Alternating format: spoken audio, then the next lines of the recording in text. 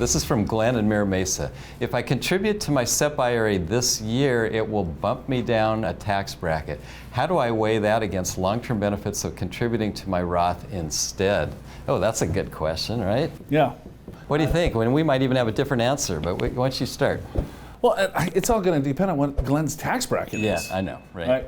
So if he's in the 12%, bumping him down to the 10, well, no. Yeah, who cares? Absolutely. Or if he's in the 24% bracket, bumping down to 22, right, who cares?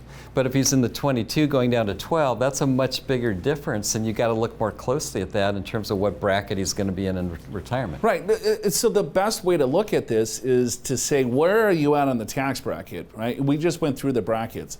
And you want to save enough into the overall SEP plan or your 401k plan, anyone, right? A SEP is just an employer or it's a retirement plan for a self-employed individual, right? So anyone that with a retirement plan should be doing this is to say, what tax bracket are you in before you start your savings, right? And if you're in the 10 or 12% tax bracket, this is not advice, but just a couple of guys talking, I would go Roth.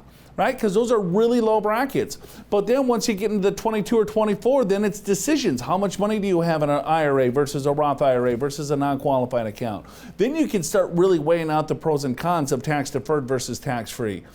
In my humble opinion, I love tax free way better than anything else. Right? I'm just getting it out of the way. I'm ripping off the Band-Aid. I'm paying the tax. I'm getting it into a Roth IRA and let it grow tax free for the rest of my life. So that's just my opinion. Big Al will just drive into the numbers like you wouldn't believe, to the gnats behind. I think I agree with that, and especially because when you pay the tax out of sight, out of mind, you never have to worry about it, because most people, when they try to save money on taxes, they spend it.